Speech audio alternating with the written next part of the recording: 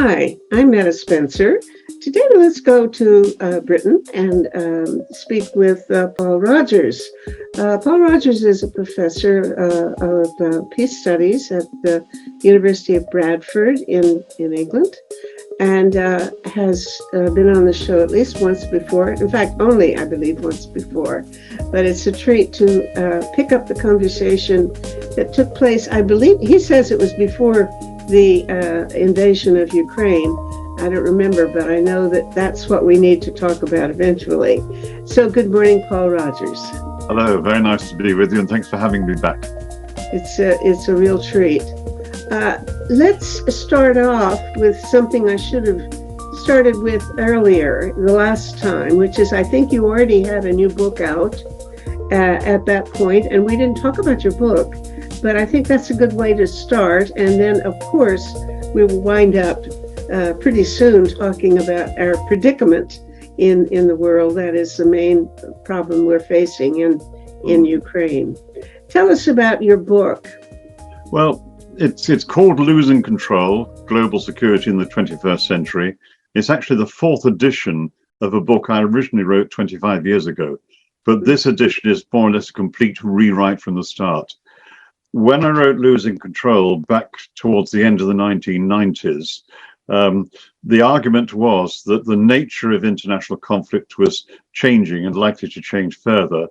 That was due to several factors. One, issues of widening economic disparity, combined two with limits to environmental growth, would produce a world which was both economically divided into broadly richer and poorer and constrained by ecological factors, that those were going to be the really major drivers in the long term. But I also raised the issue in the late 1990s of what was happening when it came to conflict, and pointed in particular to the way in which relatively weak groups, like, for example, the Provisional IRA and others, could actually exert a lot more power on modern urban industrial societies, which had their weaknesses. And I said that the possibility is that as you get more and more of these radical and extreme groups developing, because of the overall world circumstance, there was a risk of major attacks, which would do huge damage in industrialized countries. I pointed to the first attempt to destroy the World Trade Center in New York, which was back in February 1993.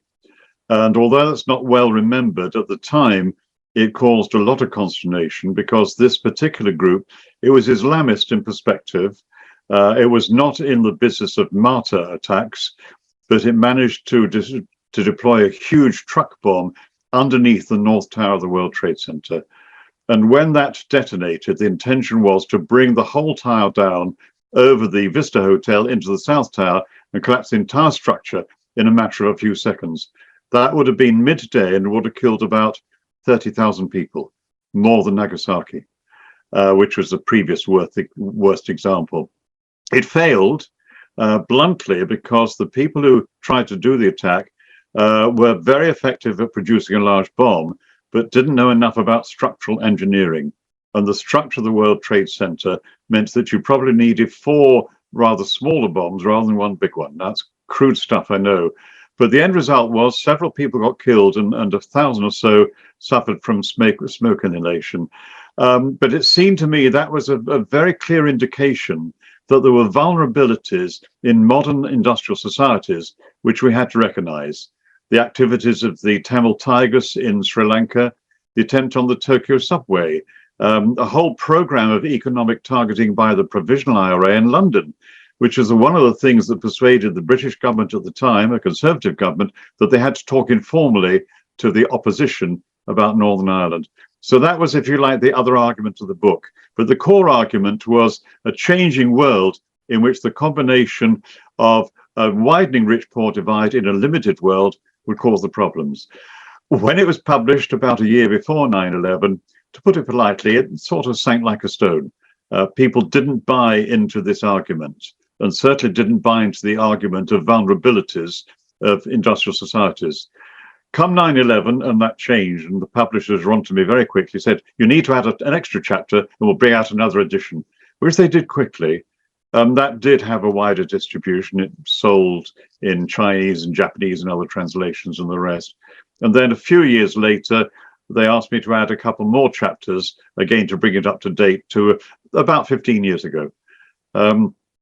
It's been a fairly standard book in peace and some international relations courses.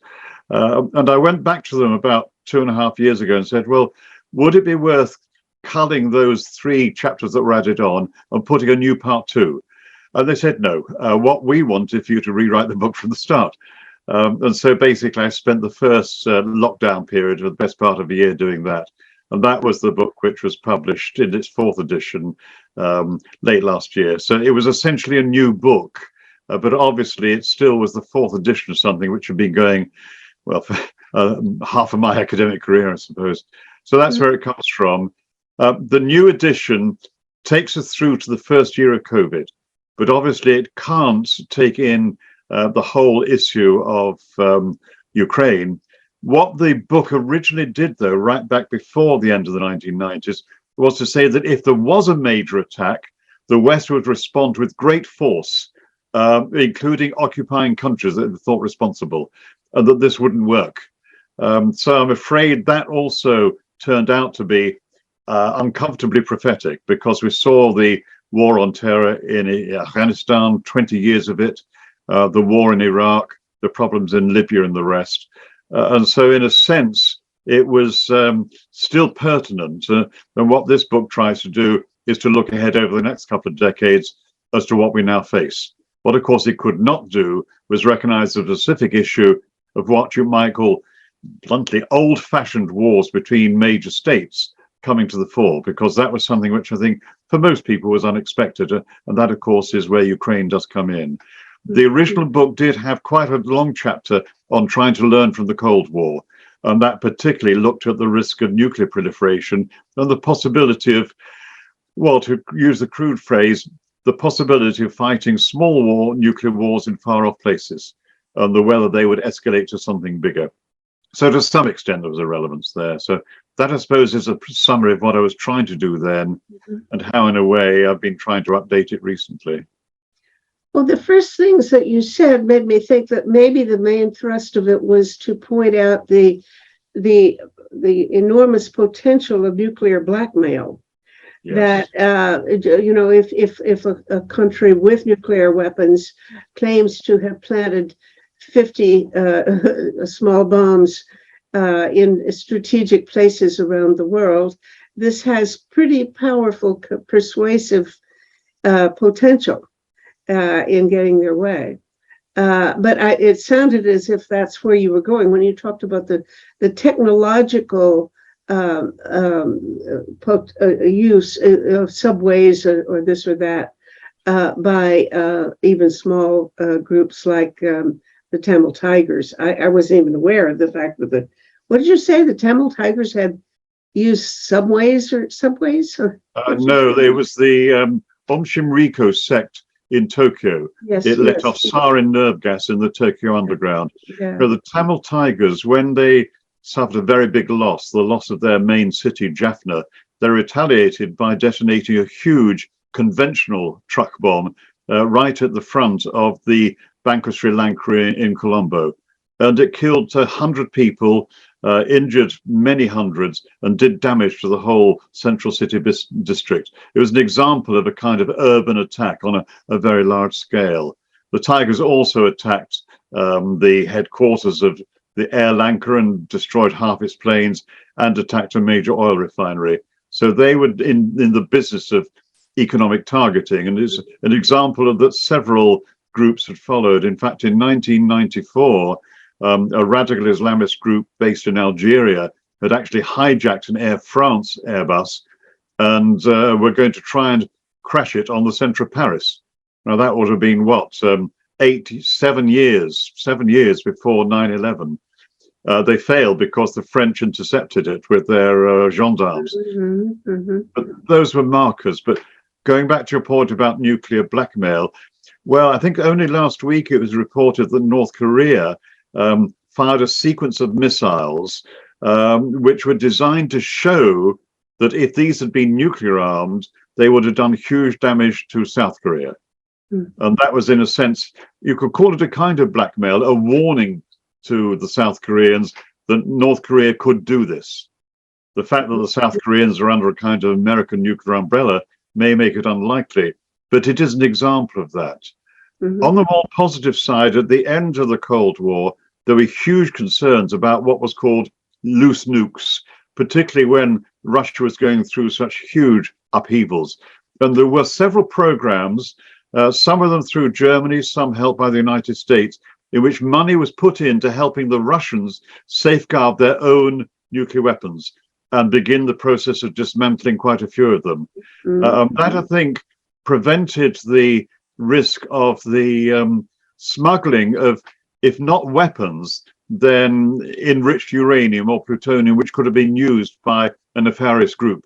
So there was some good things done at that time, and we seem to have avoided the risk of the loose nuke problems, as was said at the time. But it exists, and certainly exists through to the future. I think in some ways, the one of the reasons why, if we were trying to look at parts of the world where there might be sudden blow-ups, I would go for Iran at present, because Iran, it was Trump who withdrew from that key treaty to curb Iran's nuclear ambitions. Iran, since then, hasn't completely broken the treaty, but it's played sort of fast and loose around the edges, and is now in a position, if it chose, to produce nuclear devices probably within 12 months or so. It's not in that position now. Biden clearly wants to get the deal back on track, and I think all power to him.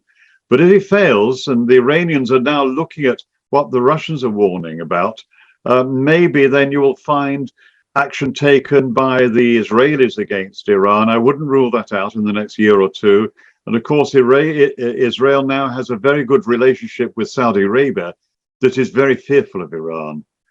So there's a nuclear element in that possible area of conflict. I'm not saying it will happen, but it's certainly a risk there. But overall, the point that you make is key. We are not out of the nuclear age.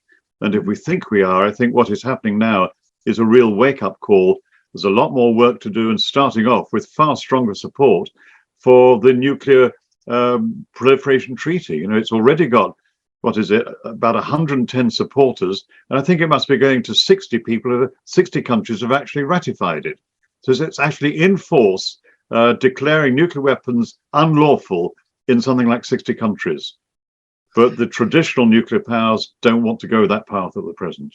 Yeah, well, I think that's a very interesting question right there, whether or not the Ukraine war and Russia's invasion has strengthened or weakened the prospects for nuclear disarmament and the real acceptance of the TPNW. Because on the one hand, it looks like nuclear deterrence in a way has worked, in that the U.S. Did not invade or join the war directly in fighting Russia, because Russia's a nuclear power. Were Russia not a nuclear power, I think the U.S. would have joined, really sent troops or whatever. On the other hand, the terror of actually threatening the use of nuclear weapons, which Putin has done, has certainly made it clear that we were not talking nonsense all along when we said these things are still dangerous, and people sort of dismissed it. And a lot of countries, certainly the nuclear countries, didn't want to talk seriously about abolition. So I'll be interested in, I don't think the answer is clear yet, but I'll be interested in, sort of ascertaining whether or not the prospects for nuclear disarmament in the aftermath of this war will be better or worse than they were before. Yes, I think it's very difficult to come down with a firm, viable conclusion to that. It's a key question. I agree absolutely. One thing I think one has to understand is that we do have this idea generally in the public thinking that nuclear deterrence keeps the peace and has done right since the start of the nuclear age. And since each side can destroy the other, then there's no point in even starting any kind of nuclear conflict. That's something of a myth because, you know, all the major nuclear powers have within their nuclear doctrine the willingness to use nuclear weapons first before the other state. It goes right back to the very early history. And of course, it is a cornerstone of NATO's own nuclear posture, has been since the MC-14-3 communique back in April, I think it was 1968, so-called flexible response. And essentially, NATO's view then was that although NATO had more and a wider range of nuclear weapons, the Soviet Union and its allies had a massive overpower of conventional weapons. And basically, if they were to ever face a huge Soviet-led attack, then NATO would go nuclear very early on, at least with a demonstration shot. Now, most people, I think, are not aware of that. And in some ways, Putin is reversing that. He's saying that if we are threatened with huge destruction in Ukraine and can't get what we believe is rightfully ours, and that's a separate matter of discussion, then we are prepared to go nuclear. And I think that is something we have to take on board. I mean, I recall back in, it would have been about 1985, 86, NATO was running briefings for academics in Western Europe to explain its overall policies. And I joined a group that had, I think, a 2 or 3 day session in Belgium, at NATO headquarters and at Mons, really learning from the NATO people what this was all about. And we had one morning which was looking at flexible response, the nuclear strategy. And they were pretty open about it. And I remember over coffee talking to a senior German civil servant who was basically seconded to the NATO nuclear planning group. So I took this issue up with him. I said, well, what you're saying essentially is if you were faced with a massive attack from the east, you would use nuclear weapons early on as a demonstration shot to show you meant business. He said, yes, that's what it's about. I said, well, what do you mean? He said, well, supposing we were suddenly pressed in a surprise attack through the Fulda Gap with very large forces coming through towards the western part of Germany and probably couldn't hold them, then we might, for example, let off 5 low-yield nuclear blasts in the upper atmosphere, probably killing very few people, certainly causing huge problems on the electronic side, but they would show the Soviets that we meant business. And I said, well, wouldn't that risk moving to escalation? They would respond in kind. And he said, no, we don't think that would happen. Well, I found that very difficult to accept, I must admit. Now, all we're doing now is it is actually Russia that is weaker. And in fact, ever since the end of the Cold War, the Russians have never been able to spend what they needed to match the West in conventional terms. And in fact, the one area where you would say that Russia remains something of a superpower is in the nuclear field. They bought in new nuclear weapon systems and they maintained diverse arsenals. In every other respect, conventional, military, economic, Russia is relatively small. I mean, we've seen how the conventional forces have behaved so very poorly in Ukraine. So the end result of this is that the nuclear issues is still there, but it's basically a side-on view of your key question. Will we end up with an increased possibility of getting the moves towards a nuclear-free world, or will that basically decline? I think at the moment it may well be negative. But on the other hand, you have many countries that are determined to pursue the non-nuclear path, that are very unhappy about the way that well, it's 9 now with North Korea, the 9 nuclear weapon states are not even going to engage with them on the idea of trying to move to a nuclear-free world. And it's also worth remembering that when the Cold War ended, some of the leading figures in the West who were right at the top, people like Robert McNamara, Lee Butler, the head of US Strategic Command, they basically were saying that now was the opportunity to get rid of nuclear weapons. Because I think in their own work in Cuba and elsewhere, they'd seen how dangerous it was and how we nearly got on several occasions very close to a nuclear outbreak. So this is a very rambling answer, Meto, which basically says, I don't know the answer. I'm hoping that in the longer run, it'll be a further indication where sense prevails, but don't hold your breath. Well, it's interesting that you point out the conditions under which NATO would do this demonstration with tactical weapons. The idea of doing it in outer space or something is, I hadn't thought about that. But I've been certainly thinking about what Russia might do. We are all a little bit worried about, because what was it, a week or 10 days ago when Putin annexed these four provinces of Ukraine and called up 300,000 Russians to join the war, or the special military operation, excuse me. He also threatened the use of nuclear weapons, and presumably in defense of this annexed territory, which he now claims is part of Russia. So this is, I did see something recently arguing that this was done as a measure to try to pressure the U.S. and NATO countries to pressure Zelensky. Now, I don't know what evidence there is for this, but while the Ukrainians are clearly way ahead right now in their counteroffensive, this is not a time when you could expect Zelensky to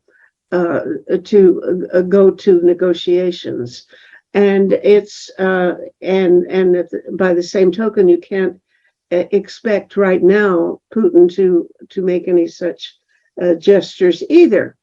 Although he calls for negotiations, but under terms that would be completely impossible for Zelensky to accept. So neither of the combatants will offer to go to negotiations, and somebody said, well, this use of the threat of nuclear weapons is meant to scare the U.S. and NATO countries into pressuring Zelensky to capitulate, so to speak, which I think it's an interesting idea. But if it is what Putin intended, it hasn't worked, and I don't think any likelihood that it will work, because people are simply writing it off as just a blind threat, not a real intent. Which I don't write off the possibility at all that he will use a nuclear weapon.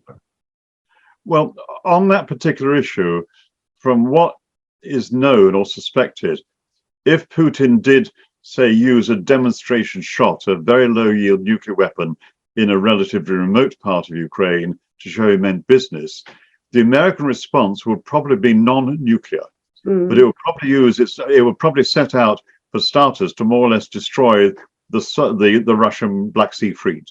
Right. And it would basically do a whole range of attacks on the Russian economy, the Russian infrastructure, using the many different long-range systems that the United States has. But I think it would avoid an escalation to a nuclear use in retaliation. But it might be worth actually looking at the way in which Putin certainly first made this threat of possible nuclear use very early in the war. You've got to go right back to the start. And if one looks at that, it's very clear what Putin was intending to do and why it didn't work. So I mean, if we start there, if you think it's worthwhile, because I think people are tending to forget the overall picture here. Putin going to war against Ukraine, this special military operation, was basically had its origins nearly 30 years ago. And it was all to do with the collapse of the Soviet Union and the way in which Russia came apart at the seams, embraced a sort of a turbo version of Western capitalism, which was disastrous initially. Within a few years, you had a collapsing economy. A third of the entire population were below the poverty line. There were even major decreases in life expectancy, particularly for men. And it took the best part of that decade for that to sort of ease up a little bit. And of course, at the end of the decade, Putin, with his background as a long-term KGB operative, came in determined to start the process of rescuing Russia, making Russia green, if you like. And that's what he did in the early part of the 2000s, aided by relatively high oil prices, and essentially also by making sure that the oligarchs who'd made such huge killings during the economic upheavals were on his side. He took on a couple of them, and in fact imprisoned a couple, and the rest more or less came to heel. But it meant that within 4 or 5 years, by about 2005, 2006, Russia was on the comeback. It could never develop the conventional courses to match the West, but it could maintain the nuclear side. And what it seems to me is that Putin alighted on this old thinking in Russia, going back to people like Lev Gumilev, 40, 50 years ago. These were very right-wing views that Russia was potentially a great power, and the collapse of the Soviet Union was an utter disaster. The Russians also, of an older generation, were prey to Putin's advocacy of the idea that Russia had been treated with contempt by the Western world after its collapse. There's a lot of truth in that, but that, of course, is no excuse whatsoever for Putin's determination to use force to regain wider Russian influence. First, the attempt in Georgia, then obviously rather more recently in Crimea, and all the aid to the separatists in eastern Ukraine. So essentially, this is part of a long-term process. And I think by the time this war started, say late last year, early this year when it started, February the 24th, it was fairly clear, if you believed what Putin was saying in his speeches, that he was going to create the greater Russia again. And they had this idea of a Eurasia with Russia at the head. It was never clear to the extent to which that included the Chinese. But his belief, which was very popular with older Russians, was that Russia could be great again. And the key to that was pushing back westwards. And Belarus wasn't enough. You actually had to have Ukraine, a much more populous country. And if that could be brought into the Russian fold through this special military operation, then Russia really would be turning the tide back, that you would have, Belarus and Ukraine, both with forward-based Russian nuclear weapons, far closer to, if you like, the heartland of NATO. And I think if you go back to the 24th of February, the plan was really very simple. They were not going to occupy the whole of Ukraine. They never went for full military mobilization.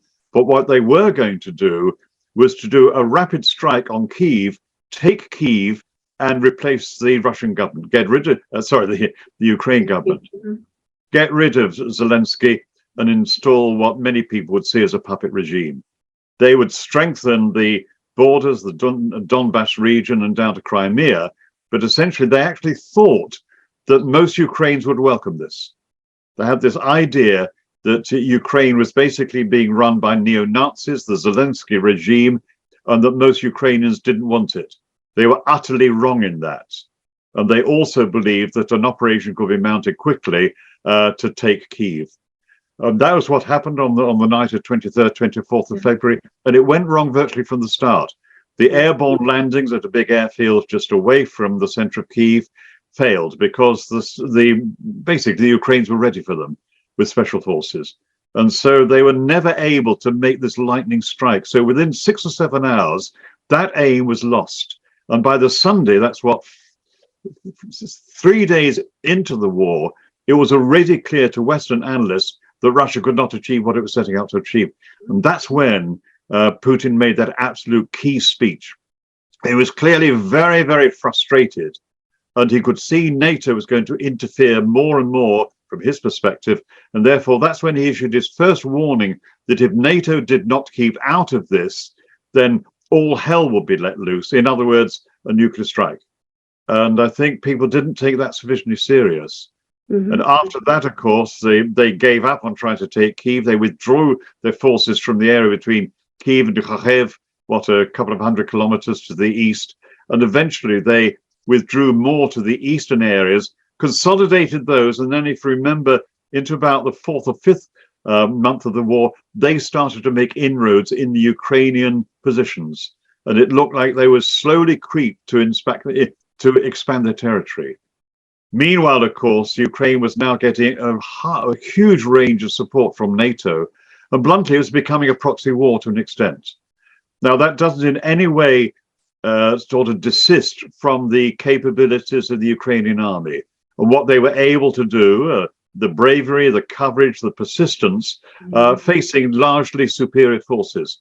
But most of the Russian forces were, person for person, markedly inferior. There weren't many really high-grade combat troops.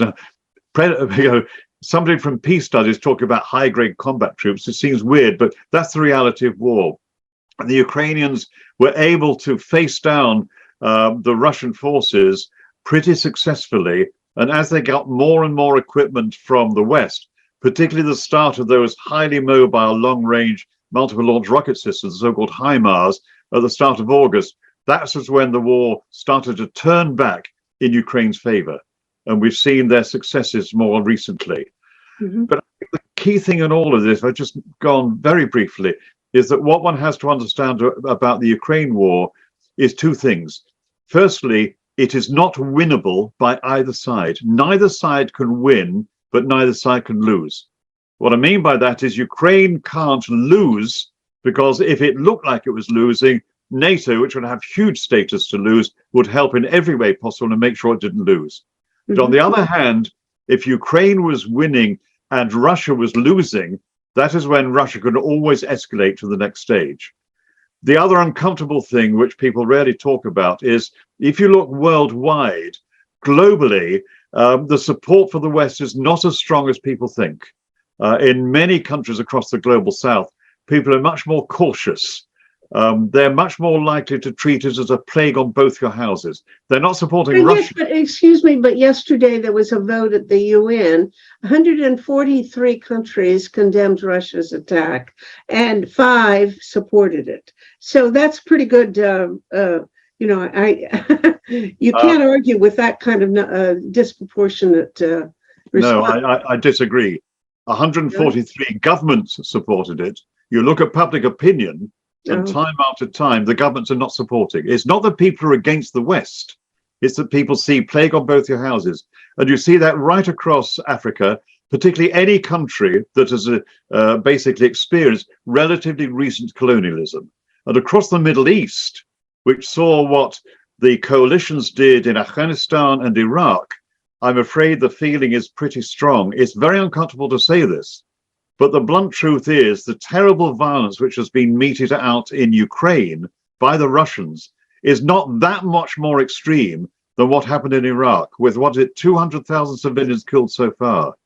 Now, I know one gets into a lot of trouble if even seeing this. This is the sort of thing where you get a response of very angry people, but you've got to face up to the reality. And this partly stems from the fact that what we've been seeing on our screens, particularly in the first 2 or 3 months of this war, was 24/7 pretty accurate representation of what was going on in all its horror. Now, I have a friend, an Arab friend, who remarked to me some time ago, he said, Paul, if you were watching the Arabic version of Al Jazeera, you would see rather different coverage of the Iraq war to the English language version. Because basically the English language version would be sanitized for Western audiences, whereas the Middle East, the Arab version, would show the real horror. Now, this is in no way supporting Russia. What I'm trying to do is explaining the wider world feeling, and governments are not necessarily representative. I have friends in South Africa who can't understand why it is that South Africa, this major country, tends to vote, basically abstain from these votes in the UN. And because it's representing the mood among many Black South Africans. I see. Now, this is all a side issue, I know, but I think it's a secondary one which we have to recognize if we can understand the attitudes across the world as they really are. But going back to where we're talking about, we still have the fact this war is not winnable by either side, which means very uncomfortably at some stage there are going to have to be talks, and that does involve a degree of compromise, even with the likes of Russia, I'm afraid. Okay, I think there are 2 points I want to join. One is what you just mentioned just now, that the war is not winnable. Let's come back to that. But I want to go back to the point where you were mentioning the miscalculations that Putin and other people in his entourage made in guessing how they could their motivation for one thing, the motivation for the war, which has been sold to the world as based on the encroachment of NATO around closer and closer to Russia. I just was in an argument with the super of my condo building an hour ago on this very topic, where he alleged that the U.S. and perhaps other countries, but mostly the U.S., had actually been responsible for the breakup of the Soviet Union, that Gorbachev was their toy, and so on, that the motivation for Russia to enter this war was that they were forced to do so because NATO kept getting closer and closer and they had to defend themselves. Well, I don't think so. I think that is, I agreed with him that NATO should not have absorbed the countries that had been part of the WTO. I didn't think that was a good idea in the first place. I also didn't think that the Soviet Union should have broken up. I thought they should have looked more to democratizing the country than to breaking it up into self-determined republics or countries. But so I don't think the U.S. was responsible for either side. I think all along it's a delusion that Putin has exposed a few weeks ago when he talked about emulating Peter the Great, that it was just a desire to reconstitute the great Russian Empire and crown himself as a Tsar, if you will. And that is really the motivation of the whole thing, and that the rest of the arguments are simply pretexts. So I agree with you all these bad things, mistakes that the West made shouldn't have been made, but I don't think that they are the real reason for the war. No, I agree. I agree. I agree with you. Yes, certainly. What I was saying is that our understanding of war basically is often wrong. I mean, yeah, absolutely. I mean, I think it's very clear that where Putin is coming from, and this goes back really to the writings of people like Gumilev, is a kind of ethno-fascist view with Tsarist overtones. It is far right. It is very rigid. And whether he really believes it or whether this is a very handy theory for his own self-aggrandizement is more difficult to say. But the issue is that many Russians buy into it. That's the problem. I mean, the whole business, when you're looking at this war, you've got to understand why it is that the other side is doing what it is, what it's doing. That's a dangerous thing because you immediately be told you're sympathizing with it. It's not sympathizing, it's trying to understand. And I think if you don't do that, a solution is going to be very difficult. Well, the other part of it is that the point that you concurred with the general impression that the West had been disrespectful. I think that the issue for this war, and in fact for a whole lot of other wars, if not the majority of other wars, is not, I've never been a Marxist, so it's not really material gain that people fight over, so much as the sense of having been not given the kind of recognition and respect and prestige that they feel entitled to. And I think the Russians, including, by the way, Gorbachev, at one point, he several times complained that the West had not given Russia the kind of recognition after his period in office that it should have treated them badly or discounted Russia as a negligible power in the world. Well, I think there's a little bit to that, but that is I can't accept that as a legitimate complaint. I mean, I think Russia tore itself to pieces on purpose. People wanted nationalism came to the fore. They tore the Soviet Union apart, and they wanted to tear it apart. Everybody went along with that, and then they would like to blame it on somebody else, which is just simply not a fair estimate of the situation. And yes, NATO made a stupid mistake by accepting, Bill Clinton anyway, by accepting all these WTO countries into NATO. But even that, I don't think is an adequate explanation.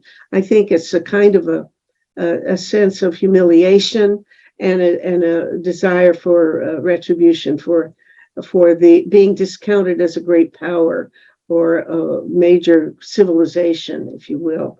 And I don't know what to do about that kind of thing, any more than if I have a friend who feels offended because I don't give them the kind of prestige or the kind of I don't pin any medals on them which they think they deserve. I mean, if I am disrespectful to people that I really disrespect, I don't know what to do, how to pretend to respect people. So if that was the motivation, I don't have an answer for it. I also don't have an answer for what to do currently about how to solve this war, because it looks to me like, as you mentioned, both sides are in a situation where they can't back down and they can't win. So the thing is just going to keep on going on until somebody somehow gives in, and giving in is at the moment looks unacceptable and intolerable, even morally. Even morally now, for people supporting Ukraine to give away any claim to the territories that Russia has conquered, or even Crimea right now, would be look like a really acceptance of terrible injustice, and that all these people have died to fight for something that we're giving away for nothing. So yes. I feel, I've laid a whole bunch of issues at your door to answer it. Yes, well, the two elements here, we must spend a bit of time looking at the possibilities of any solutions, but I want to come back to make it clear where I'm coming from. I'm not in the business of supporting what Putin has done. I'm not in the business of saying, yes, he has justified reasons. I'm trying to explain why he is able to say this to the Russian people and get with it, and that's quite different. I should also add a couple of other things, and we do have family connections both in Russia and Ukraine. So we have some idea of what's going on. There are probably some millions of Russians who are bitterly opposed to what Putin is doing. 200, something like 400,000 overall have actually left Russia in the past 6 months because it's no longer safe for them to be there. Some very brave Russians have really suffered very badly at the hands of security forces, because Putin really has clamped down very, very firmly on any kind of dissent. As an autocrat, as a dictator, you would expect. So far, he's got away with it. But essentially, it seems that it is not too easy for him. And there's a pretty clear indication that the older you are in Russia, the more likely you are to support him, partly because you remember the chaotic years of the 1990s, and it is easy to be told that it was the West's fault. Young Russians are rather more cautious, and many of them really becoming, antagonistic to what Putin is doing. And I might also add that the latest attempt at mobilization, which is proving extremely difficult because people are opposing it, is basically increasing the pressure on Putin from many people who would basically think this war is becoming dangerous. His problem, though, is that at the same time, there's a large group of ultra-right people in Russia. They're known as the mill bloggers, people often with military experience, who believe he's not going far enough, fast enough. Tell them again, the mill? The ex-military who blog a lot. So it's the mill bloggers then, or the mill blog community. And these are often people who are really angry at the way that the Russian military performed so badly. And they're blaming, firstly, they were blaming the generals. Now they're tending to blame Putin. So Putin has problems from both sides. And I think to a very large extent, his decision to annex those 4 oblasts, Luhansk, Donetsk, Zaporizhia, and Kherson, were basically part of an answer to those people saying, no, we are keeping control. The fact that he has already lost control of 2 of those oblasts, at least in part, shows what a dangerous ground he is on. But essentially, I think he is in some danger internally, and also the sanctions are biting. But at the same time, it is wishful thinking to think that he is going to stop at this stage. He has gone too far and is not under pressure from the one country that could pressurize him, China. Because as far as China is concerned, it comes out of this well if Russia wins and also if Russia loses for other reasons. So I think the position where we are now is, as you say, a stalemate, if you like, a very violent and dangerous stalemate. But the problem is, where do we go from here? Yeah. I'm afraid this is where I think I would disagree. Even now, there has to be some way out, which can lead, even by the terms of short ceasefires, individual ones moving on from that. The thing to remember is that the final analysis, Russia has already lost this war compared with what it was expecting to achieve. It's expecting to take over Ukraine, strengthen its hold on Belarusia, and build a greater Russia. That cannot now be done. He's lost that. Mm-hmm. He may be left with something, but Russia itself is weakened in the eyes of the world, I would go as far as to say. And to that extent, we have to accept that given that, then if we can avoid escalation to nuclear use, then we will have to do some compromising. And I suspect, in fact, the Ukrainians know this full well and are willing to consider it. My concern is whether Western leaders and Putin are actually willing to do it at this stage for different reasons. There are arguments for going on Putin's side, obviously, because of the huge loss of face and the risk of his own position. Among some people in the West, the belief that the more Russia is weakened now, the more it will be less of a strategic competitor in the longer term. That's understandable, but in my view, rather dangerous as well. In March in Istanbul, there was a meeting, and apparently they were close to or had almost reached some sort of terms for ceasefire, but it broke down. Now, I've heard different accounts of why it broke down.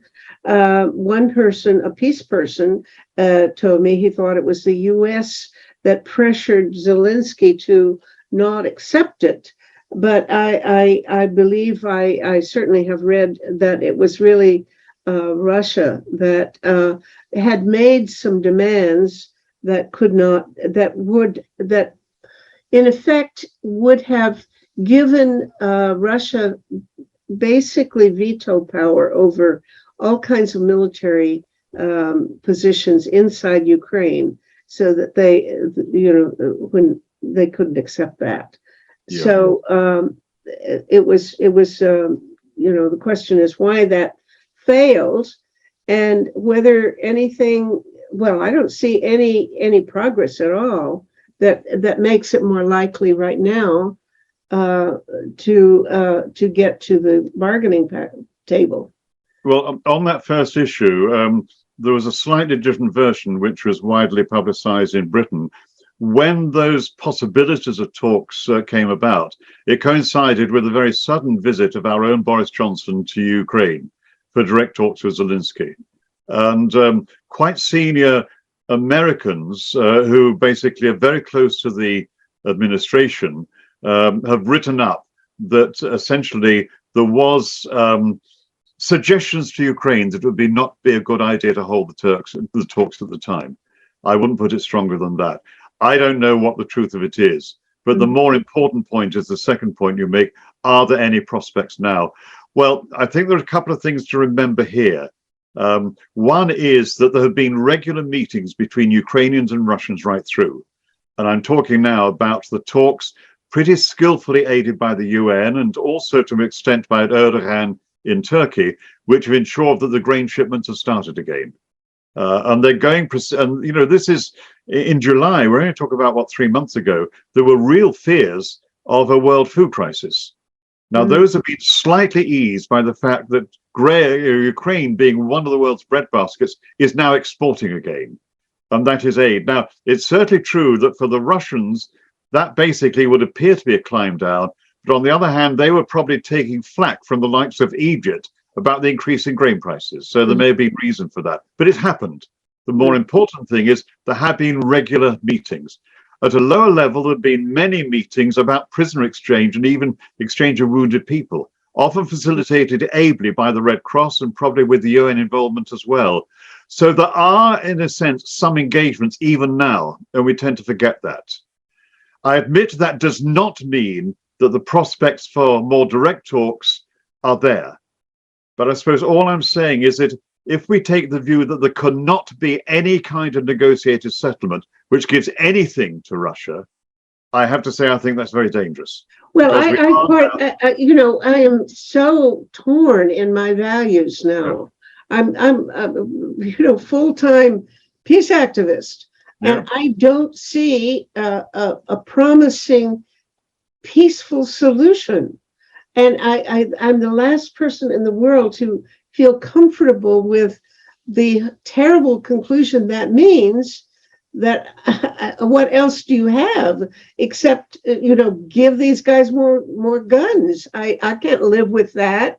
It's an intolerable point of view. I can't stand to believe it, but I absolutely don't have any better proposal, any more promising, any more likely solution. That's the terrible thing here. A peace person in the middle of a war is really, good luck if you can think of a promising answer, because the answer is you're going to have to swallow solutions that are unjust and frankly immoral.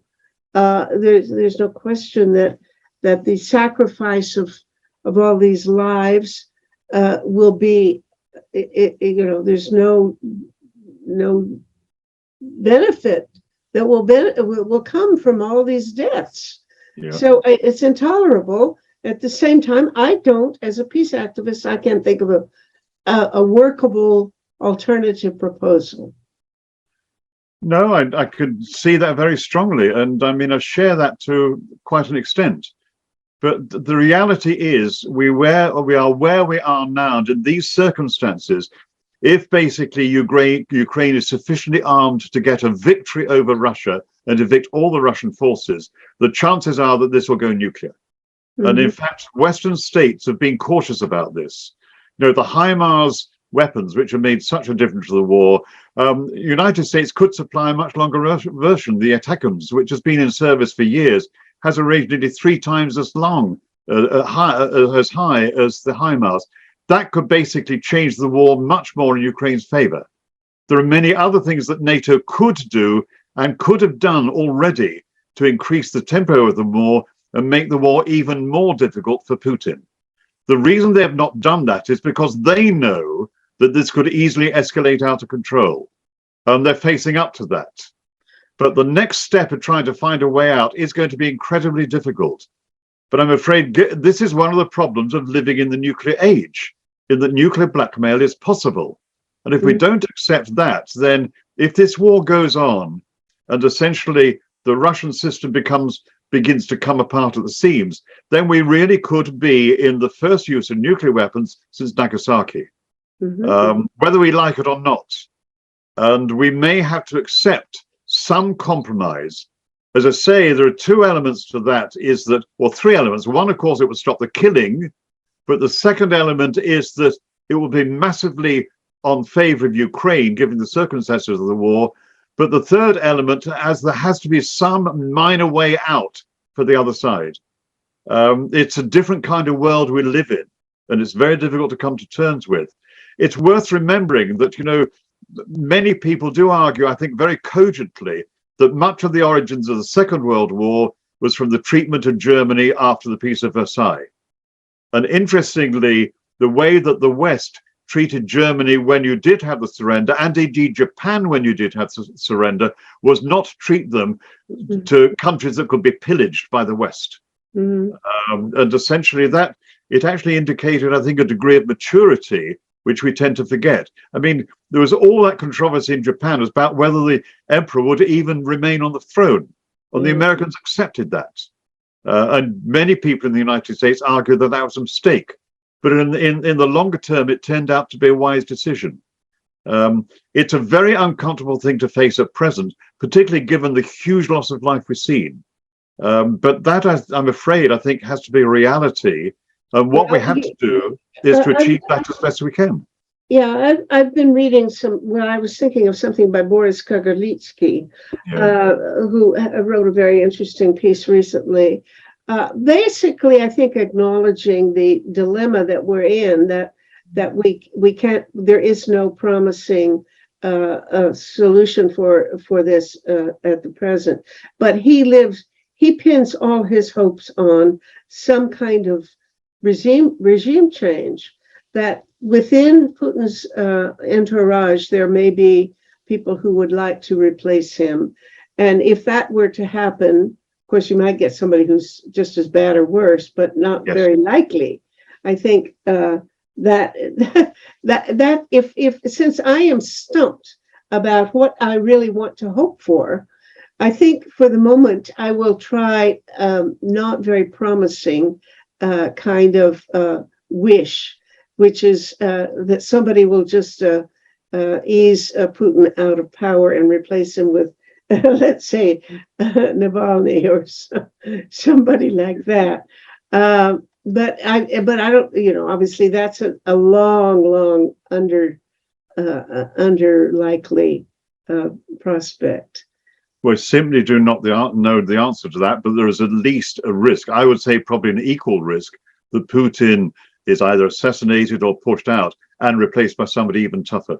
One shouldn't assume that things will end with Putin going. And there are plenty of tougher people around who would want to take over from him. We simply don't know. But it's something I don't think one can pin one's hopes on. I mean, yes, let's hope that he goes and is replaced by somebody who will be prepared to talk. But as I said earlier on, don't hold your breath on that one either. Well, the other moderate kind of activity one could promote, which doesn't have much purchasing power, I think, or leverage, is simply to do everything that we here can do to support internal opposition within Russia. And I don't know that there's anything practical that we can do to help people who would like some changes or would like to get rid of Putin and the military solution. If you can think of anything useful, I'd like to be engaged in promoting that. But do you know anybody who's got any good ideas for how to help people already in Russia? Of course, we can certainly try to help people who are escaping. And there are many, I've heard many hundreds of thousands of Russians have left. I heard somebody say 1 million, but I don't know. Well, I think the problem with trying to help directly within Russia is this to some extent plays into Putin's hands, because he'll just turn around and say, this is NATO trying to destabilize Russia. I would agree with you very much with the whole issue of people who are leaving Russia and opposing. And I think one of the things we have to do is to avoid the constant tabloid demonizing of Russia as a whole. There are so many Russians that are bitterly opposed to what Putin is doing. And I know many of them who've lived in Britain for some time who are horrified at what is going on. Mm-hmm. I also think that we could provide much more assistance to the many Ukrainians who've had to leave Ukraine.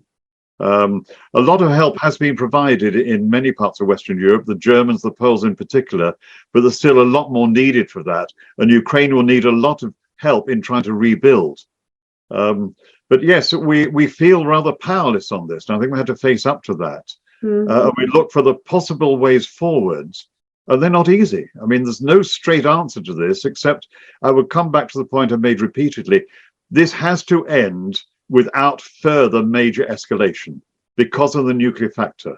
And that goes back to the earlier points you were making. We are living in a world in which nuclear weapons are suddenly far more noticeable and notable and dangerous than we thought for the best part of 30 years. Mm-hmm. And it's high time we realize that. It's people like you have been campaigning for lifetimes against nuclear weapons, and people were right to do that because they're intrinsic dangers. I mean, I know I'm a bit far-fetched on this, but Britain, we have these submarines, depending on how we target it. If we use the submarine, just one submarine with its missiles, we could kill 20 million people in activities done in about an hour and a half. Now, as far as I'm concerned, any country which bases its basic defense posture on that ability should be considered something of a rogue state. Mhm. That would include all the nuclear countries: the United States, Russia, Britain, France, China, India, Pakistan, and of course Israel and North Korea. In a sense, because they're prepared to put their basic posture finally in these weapons of mass destruction, which is why I think we tend to forget how many countries are against this, which comes back to your earlier point. We're realizing now just how important that UN treaty is. And hopefully, this is, I know, being very optimistic, however this terrible war ends, we might actually find that when people think about it a little bit more, the idea of actually moving to other ways of dealing with each other, particularly at a time of, climate breakdown and the rest, there is no other way. And that war itself, you go back to the old pacifist slogan, if war is the answer, it must be a very stupid question. And I think that's something we need to remember more. Yeah, it is. You are so right. We agree on 99% of everything, and I wish I could agree. I guess we agree on almost everything. Anyway, it's so valuable to talk to you, Paul, and to hear your thoughts about these matters. It's very constructive, and let's stay in touch. And thank you very much. Blessings to you for your wonderful work. And for yours in particular. It's a real honor to be involved today. Thank you. Okay. Bye-bye. Bye. Project Save the World produces these shows. This is episode 511. Watch or listen to them as audio podcasts on our website, tosavetheworld.ca. People share information there about 6 global issues.